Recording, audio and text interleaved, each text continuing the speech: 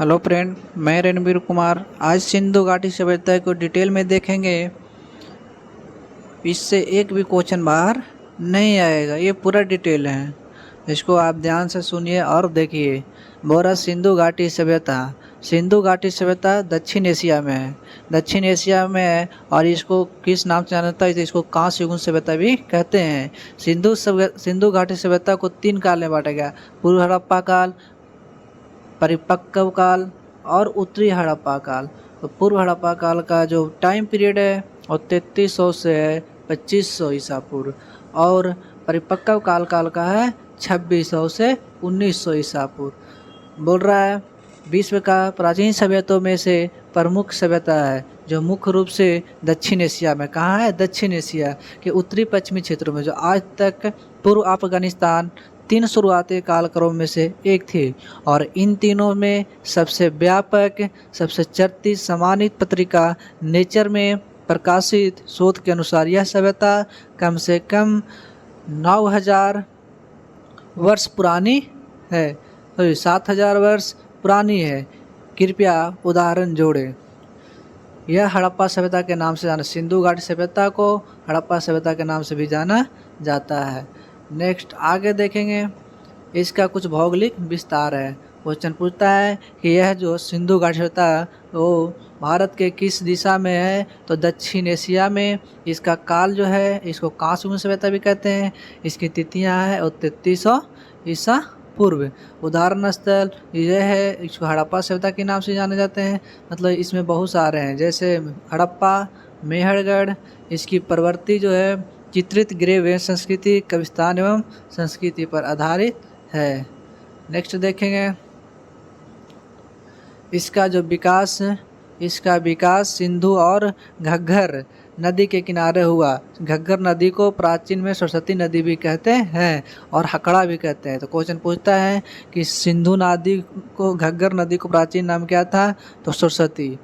इसका जो विकास हुआ था सिंधु और घग्गर नदी किनारे हुआ।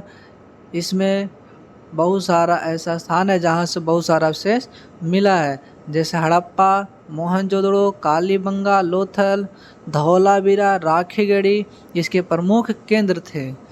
दिसंबर 2024 में भिड़राना को सिंधु घाटी सभ्यता का अब तक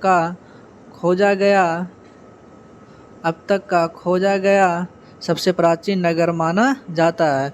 ब्रिटिश काल में हुई खुदाइयों के आधार पर पुरातत्ववेत्ता और इतिहासकारों का अनुमान है यह अत्यंत विकसित सभ्यता थी, और ये शहर अनेक बार बसे और उजड़े होते हैं। 7वीं शताब्दी में पहली बार जब लोगों ने पंजाब प्रांत में ईंटों के लिए मिट्टी की खुदाई की, तब उन्हें वहाँ से बनाई ईंटें मिली, जिसे लोगों ने भगवान का चमत्कार माना। उनका उपयोग घर बनाने में किया। उसके बाद 1826 ईस्वी में चार्ल्स मेसन ने पहली बार इस पुरानी सभ्यता को खोजा। कनिंघम ने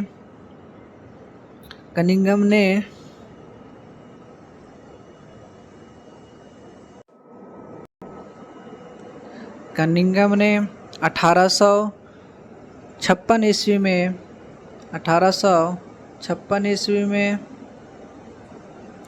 इस सभ्यता के बारे में सर्वेक्षण किया।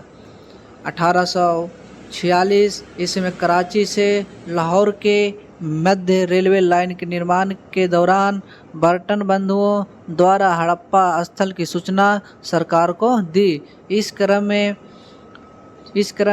2662 में अलेक्जेंडर कनिंघम के निर्देशन में भारतीय पुरातत्व विभाग की स्थापना की गई। कब की गई थी?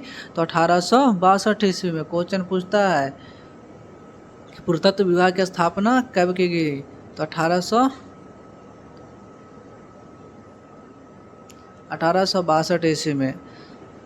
और उस समय कनिंघम जो क्या था? भारतीय पुरातत्व विभाग के निर्देशन थे। आगे देखिए, बोल रहा है 1902 में लॉर्ड कर्जन द्वारा जॉन मार्शल को भारतीय पुरातात्विक विभाग का महानिदेशक बनाया गया। फ्लिट ने इसी पुरानी सभ्यता के बारे में एक लिखा। 1921 में दयाराम साहनी ने हड़प्पा खाल का उत्खनन किया। इस प्रकार इस सभ्यता का नाम हड़प्पा सभ्यता रखा गया। क्वेश्चन पूछता है कि हड़प्पा का उत्खनन कौन किया था, तो दयाराम साहनी ने, और रखाल दास बनर्जी ने मोहनजोदड़ो को खोज किया। ये कब किया था? 1922 में। 1922 में। आगे देखिए, यह सिंधु नदी घाटी में फैली हुई है, इसलिए इसका नाम सिंधु घाटी सभ्यता रखा गया था। प्रथम बार नगरों के उदय के कारण इसे प्रथम नगरीकरण भी कहते हैं। तो बोलता है ये कि हड़प्पा सिंधु घाटी सभ्यता नगरीकरण है या मतलब शहरी है नगरीकरण, तो नगरीकरण था। प्रथम बार कांस के प्रयोग के कारण इसे कांस सभ्यता भी कहा जाता है। सिंधु नदी घाटी 2400 केंद्रों की खोजा जा सका, जिसमें 925 केंद्र भारत में और 80% स्थल सिंधु नदी और उसकी सहायक नदियों के आसपास है। अभी तक कुल खोजों में से 3% स्थलों का उत्खनन हो पाया है। अब देखेंगे इसका नाम का उत्पत्ति कैसे होगा। तो सिंधु घाटी सभ्यता का क्षेत्र अत्यंत व्यापक था। सिंधु इंडस नदी के किनारे बसने वाली सभ्यता है। अपनी भौगोलिक उच्चारण की विभिन्नताओं की वजह से इस इंडस को सिंधु कहने लगे। आगे चलकर इसी से यहाँ के रहने वाले लोगों के लिए हिंदू उच्चारण का जन्म हुआ। हड़प्पा और मोहनजोदड़ो की खुदाई इस सभ्यता के प्रमाण मिले हैं, अतः विद्वानों ने इसे सिंधु घाटी सभ्यता का नाम दिया, क्योंकि यह क्षेत्र सिंधु और उसकी सहायक नदियों के क्षेत्र में आते हैं। पर बाद में रोपड़, लोथल, कालीबंगा, बनवाली, रंगपुर आदि क्षेत्र भी इस सभ्यता के अवशेष मिले, जो सिंधु और उसकी सहायक नदियों के क्षेत्र से बाहर थे। अतः कई इतिहासकार इस सभ्यता का प्रमुख केंद्र हड़प्पा होने के कारण इस सभ्यता को हड़प्पा सभ्यता भी कहते हैं। हड़प्पा सभ्यता नाम देना अधिक उचित समझा, जबकि हकीकत में इस नदी का नाम इंदुस था। क्या था? इंदुस था। इंडियन पुरातात्विक विभाग के महानिदेशक जॉन मार्शल ने 1924 में इंदुस 3 महत्वपूर्ण ग्रंथ लिखे।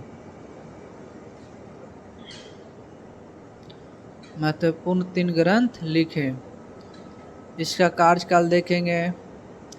बोलता है पूर्व हड़प्पा काल एक नवपाषाण काल हड़प्पा काल था और ताम्रपाषाण युग भी था, जो कि 7570 से 3300 BC था। आगे प्रारंभिक 3300 से 2600, आगे परिपक्व जो कि 2600 से 1900, इसको मध्यकाल से नहीं करते थे, और उत्तर था 1900 से 1300। इसका विस्तार देखेंगे कहाँ से कहाँ तक इसका विस्तार है। बोलता सभ्यता का क्षेत्र संसार की सभी प्राचीन सभ्यताओं के क्षेत्र से अनेक गुना बड़ा और विशाल था। इस परिपक्व सभ्यता के केंद्र स्थल पंजाब सिंधस में था। तत्पश्चात इसका विस्तार दक्षिण और पूर्व की दिशा में हुआ। क्वेश्चन पूछता है सिंधु घाटी सभ्यता का मतलब विस्तार कहाँ हुआ? दक्षिण और पूर्व की दिशा में। इस प्रकार हड़प्पा संस्कृति के अंतर्गत पंजाब, सिंध और बलूचिस्तान के भाग ही नहीं, बल्कि गुजरात, राजस्थान, हरियाणा और पश्चिमी उत्तर प्रदेश के सीमांत भी थे। इसका फैलाव उत्तर में मांडा, चेनाब नदी के तट से लेकर दक्षिण में दैमाबाद, महाराष्ट्र तक, और पश्चिम में बलूचिस्तान के मकरान, समुद्र तट के सुतकांगडोर, पाकिस्तान के सिंध प्रांत से लेकर उत्तर पूर्व में आलमगीरपुर में हिरण्य तथा मेरठ और कुरुक्षेत्र तक था। प्रारंभिक विस्तार जो प्राप्त है उसमें संपूर्ण क्षेत्र त्रिभुजाकार था। क्वेश्चन पूछता है कि सिंधु घाटी सभ्यता का जो विस्तार है वो किस आकार का है? तो त्रिभुजाकार। उत्तर में जम्मू के मांडा से लेकर दक्षिण में गुजरात के भोगनार तक और पश्चिम में अफगानिस्तान के सुतकांगडोर से पूर्व में उत्तर प्रदेश के मेरठ तक था, और और इसका क्षेत्रफल इसका क्षेत्रफल इतना वर्ग किलोमीटर था। इस तरह के यह क्षेत्र आधुनिक पाकिस्तान से बड़ा है ही, प्राचीन मिस्र और मेसोपोटामिया से भी बड़ा है। ईसा पूर्व तीसरी और दूसरी शताब्दी में संसार भर में किसी भी सभ्यता का क्षेत्र हड़प्पा संस्कृति से बड़ा नहीं था। अब तक का भारतीय उपमहाद्वीप में इस संस्कृति के कुल 1500 स्थलों का पता लग चुका है। इनमें से कुछ आरंभिक अवस्था के हैं और कुछ परिपक्व अवस्था के, कुछ उत्तरावर्ती अवस्था के। मतलब 3 अवस्था में इस सिंधु घाटी सभ्यता को विस्तार किया गया। परिपक्व अवस्था वाले कम जगह है सिंधु घाटी सभ्यता। आगे देखेंगे, बोलता है सिंधु घाटी सभ्यता की जानकारी पूर्व भूवैज्ञानिकों और विद्वानों का मानना है कि मानव सभ्यता आविर्भाव आर्यों से हुआ है, लेकिन सिंधु घाटी के साक्ष्यों के बाद उनका भ्रम दूर हो गया। उन्हें यह स्वीकारना पड़ा कि आर्यों के आगमन से वर्षों ही पूर्व प्राचीन भारत की सभ्यता पल्लवित हो चुका है। इस सभ्यता को सिंधु घाटी सभ्यता या सैंधव सभ्यता के नाम से जाना जाता है। इनमें से आधे दर्जनों को ही नगर की संज्ञा दी जा सकती है। इनमें से 2 नगर बहुत ही महत्वपूर्ण है, पंजाब का हड़प्पा, सिंधु का मोहनजोदड़ो। मूल उच्चारण मोहनजोदारो, जिसका शाब्दिक अर्थ होता है प्रेतों का टीला यानी मृतकों का टीला। दोनों ही स्थल वर्तमान पाकिस्तान में है। दोनों एक दूसरे से 483 किलोमीटर दूर है। मोहनजोदड़ो है वो हड़प्पा से कितना किलोमीटर दूर है? 483 किलोमीटर। और अंदुस नदी द्वारा जुड़े थे। तीसरा नगर मोहनजोदड़ो से 130 किलोमीटर दक्षिण में चन्हुदड़ो। मोहनजोदड़ो से कितना दूर है? 130 किलोमीटर। कौन है? चन्हुदड़ो था। जो चौथा नगर गुजरात के खवात की खाड़ी के ऊपर लोथल नामक स्थल पर। इसके अतिरिक्त राजस्थान के उत्तरी भाग में कालीबंगा, जिसका अर्थ होता है काली रंग की चूड़ियाँ, तथा हरियाणा के हिसार जिले का बनवाली। इन सभी स्थलों का परिपक्व तथा उन्नत हड़प्पा संस्कृति के दर्शन होते हैं। सूतकांगडोर तथा सुरकोता समुद्री तटों में भी इस संस्कृति की परिपक्व अवस्था दिखाई देती है। इन दोनों की विशेषता है कि एक नगर दुर्ग का होना। उत्तर हड़प्पा अवस्था गुजरात के कठियावाड़ प्रायद्वीप में रंगपुर और रोजड़ी स्थल पर भी पाई गई है। इस सभ्यता की जानकारी सबसे पहले 1826 में चार्ल्स मैसन को प्राप्त हुई। आगे देखिए, इसका नगर क्यों क्या था। सिंधु घाटी सभ्यता का प्रमुख स्थल है हड़प्पा, जो कि पंजाब पाकिस्तान में है। दूसरा मोहनजोदड़ो, जो कि सिंध पाकिस्तान लड़काना जिला में है। लोथल गुजरात में है। कालीबंगा राजस्थान का हनुमानगढ़ जिले में है। बनवाली हरियाणा के फतेहाबाद जनपद में है। आलमगीरपुर उत्तर प्रदेश के मेरठ जिले में स्थित है। सूतकांगडोर, जो कि पाकिस्तान के बलूचिस्तान में है। कोटदीजी, जो कि सिंध पाकिस्तान में है। आगे देखिए, चन्हुदड़ो, जो कि पाकिस्तान में है। सुरकोटा गुजरात के कच्छ जिले में है। हिंदुकुश पर्वतमाला के पार अफगानिस्तान में कुछ है। सुरतुगोई, यहाँ से नहरों के परिमाण मिले हैं। मुंदीगाक, जो महत्वपूर्ण है। अब देखेंगे भारत में विभिन्न सिंधु घाटी सभ्यता के निम्न शहर कौन कौन है। सबसे पहले गुजरात में देखेंगे, तो गुजरात में देखेंगे कौन कौन है, तो लोथल, सुरकोटा, रंगपुर, रोजी, मालवा, देसूल और धौलावीरा, प्रभातपट्टन, भगतराव। हरियाणा में क्या देखेंगे, हरियाणा में राखीगढ़ी, भिराना, बनवाली, कुनाल, मिताथल। पंजाब में देखेंगे क्या क्या स्थल है, तो रोपर, बाड़ा, संघोल, जो कि फतेहगढ़ पंजाब में है। महाराष्ट्र में है दयामाबाद, जो कि सबसे दक्षिण में है। उसके बाद बनवाली, कुनाल, मिताथल। महाराष्ट्र में देखेंगे महाराष्ट्रावाद, सांगली। राजस्थान में कालीबंगा। जम्मू कश्मीर मांडा। उत्तर प्रदेश में आलम मेरठ में। अब देखेंगे नगर निर्माण योजना, इसका नगर निर्माण कैसा हुआ। तो बोल रहा है इस सभ्यता की सबसे विशेष बात है यहाँ की विकसित नगर निर्माण योजना है। हड़प्पा तथा मोहनजोदड़ो दोनों नगरों के अपने दुर्ग थे, जहाँ शासक वर्ग का परिवार रहता था। प्रत्येक नगर में दुर्ग के बाहर उसने निम्न स्तर का शहर था, जहाँ ईंटों के मकानों में समान लोग रहते थे। इन नगरों में भवनों के बारे में विशेष बात ये थी कि ये जाल की तरह विन्यस्त थे, यानी सड़कों पर दूसरे को समकोण पर काटती थी और नगर की अनेक आयताकार खंडों में विभक्त हो जाती थी। ये बात सभी सिंधु बस्तियों पर लागू होती थी, चाहे वह छोटी हो या बड़ी। हड़प्पा तथा मोहनजोदड़ो के भवन बड़े होते थे। वहाँ के स्मारक इस बात के प्रमाण है कि वहाँ के शासक मजदूर जुटाने और कर संग्रह में परम कुशल थे। ईंटों की बड़ी बड़ी इमारतें को देखकर समान लोगों को भी यह लगेगा कि ये शासक कितने प्रतापी और प्रतिष्ठान थे। मोहनजोदड़ो का अब तक का सबसे प्रसिद्ध स्थल विशाल सार्वजनिक स्नानागार, जिसका जलाशय दुर्ग के टीले भी है। यह ईंटों के स्थापत्य का एक सुंदर उदाहरण है। यह सिंधु घाटी सभ्यता का देखेंगे इसका माप। यह 11.88 मीटर लंबा, 7.0 मीटर चौड़ा और 2.43 मीटर गहरा है। दोनों सिरों पर तल तक जाने की सीढ़ियां लगी है। बगल में कपड़े बदलने के कैमरे, स्नानागार और फर्श की ईंटें पक्की ईंटें का बना है। सोचिए उस समय का सभ्यता कितना डेवलप था आज की सभ्यता से। आगे देखेंगे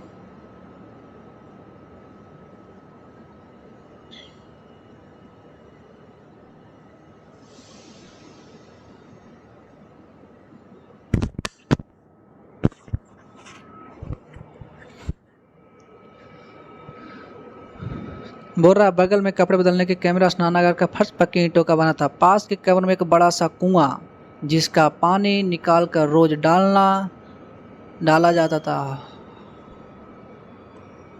हाउस के कोने में एक निर्गम आउटलेट है, जिसे पानी बाहर निकलकर नाले में जाता था।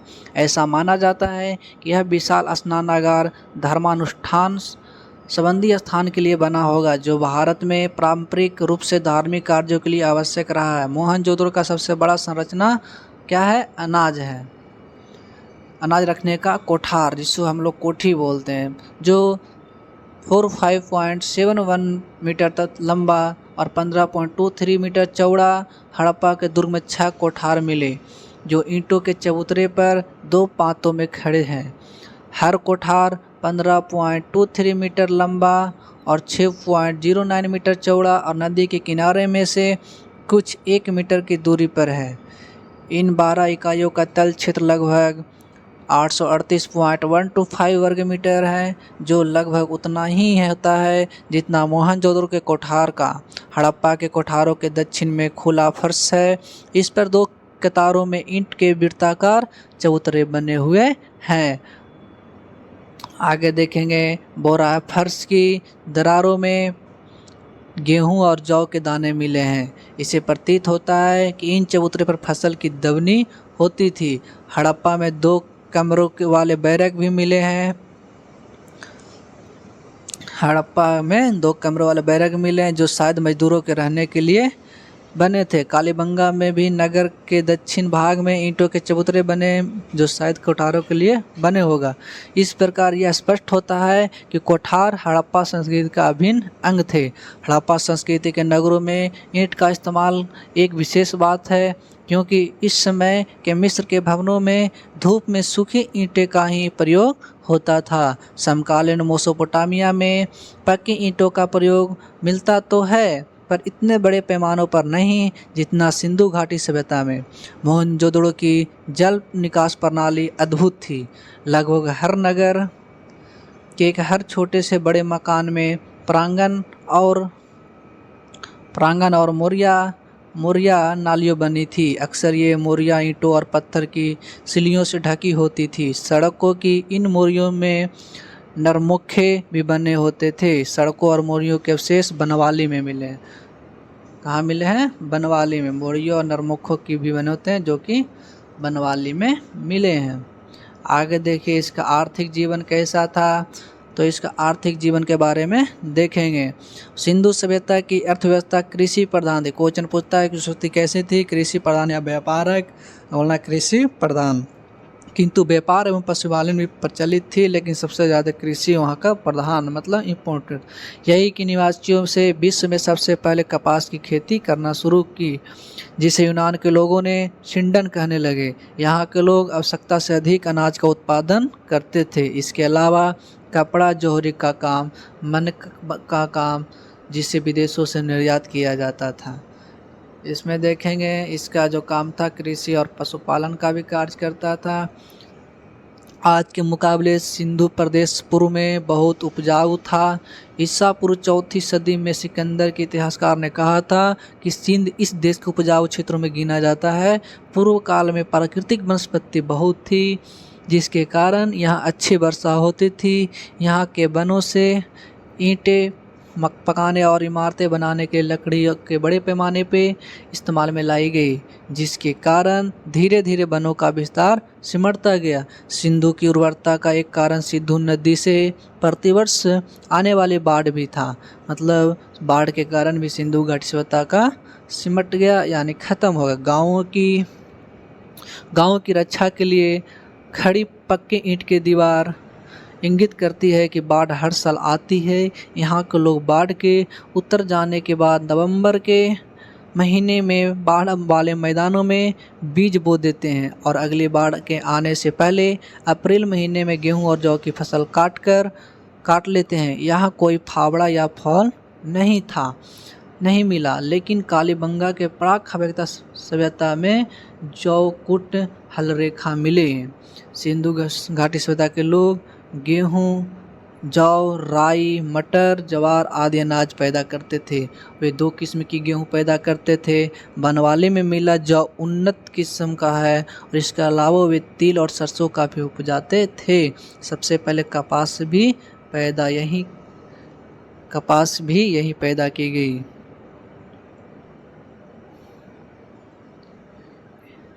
इसी के नाम पे यूनान के लोग इसे सिंडन, कपास की खेती किया इसलिए इसे सिंडन कहने लगे। हड़प्पा एक कृषि प्रधान संस्कृति थी। यहाँ के लोग पशुपालन भी करते थे। बैल, गाय, भैंस, बकरी, भेड़ और सूअर पाला जाता था। हड़प्पाई लोगों को हाथी और गैंडे का ज्ञान था। पशुपालन। हड़प्पा सभ्यता के लोगों का दूसरा व्यवसाय पशुपालन था। यहाँ के लोग दूध, मांस, उनके कृषि के कार्य और भार ढोने के लिए इनका प्रयोग करते थे। किसका? पशु का। यहाँ के लोग गाय, भैंस, भेड़, बकरी, बैल, कुत्ते, बिल्ली, मोर, हाथी, सूअर, बकरी, मुर्गियाँ पाला करते थे। इन लोगों को घोड़े और लोहे की जानकारी नहीं थी। क्वेश्चन बहुत पूछता है, घोड़े और लोहे की जानकारी, किस चीज़ की जानकारी नहीं थी? घोड़े और लोहे की। हड़प्पा के लोग तांबा, खेतड़ी जो कि राजस्थान से तथा बलूचिस्तान से प्राप्त करते थे। क्या? तांबा। वह सोना कर्नाटक, अफगानिस्तान से प्राप्त करते थे। इसका देखेंगे उद्योग और धंधा क्या है। इसका उद्योग और धंधा, यहाँ के नगरों में अनेक व्यवसाय धंधे प्रचलित थे। मिट्टी के बर्तन बनाने में यह लोग बहुत कुशल थे। मिट्टी के बर्तनों पर काला रंग से विभिन्न प्रकार के चित्र बनाए जाते थे। कपड़ा बनाने का व्यवसाय उन भी निर्यात होता था। जौहरी का काम भी उन्नत अवस्था में था। मनके और तबीज बनाने का कार्य भी लोकप्रिय था। अब तक का लोहे का कोई भी वस्तु नहीं मिला, अतः यह सिद्ध होता है कि इन्हें लोहे का कोई ज्ञान नहीं था। अब इसका देखेंगे व्यापार क्या था। बोलता है यहाँ के लोग आपस में पत्थर और धातु, सल्क, हड्डी आदि का व्यापार करते थे। एक बड़े भूभाग में ढेर सारी सील, मृण मुद्रा, एकरूप लिपि और मानकृति माप तौल का प्रमाण मिले हैं। वे चक्के से परिचित थे। संभवतः आजकल के इक्के जैसा कोई वाहन प्रयोग करते थे। ये अफगानिस्तान और ईरान, फारस से व्यापार करते थे। उन्होंने उत्तरी अफगानिस्तान में एक वाणिज्यिक उपनिवेश स्थापित किया, जिसमें उन्हें व्यापार में सहूलियत मिली। बहुत सी हड़प्पाई सील मेसोपोटामिया में मिली, जिनसे लगता है मेसोपोटामिया से भी उनका व्यापार संबंध था।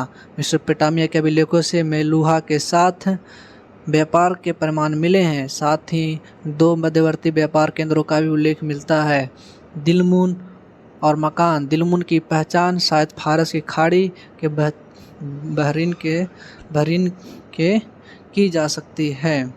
इसका देखेंगे राजनीतिक जीवन क्या है।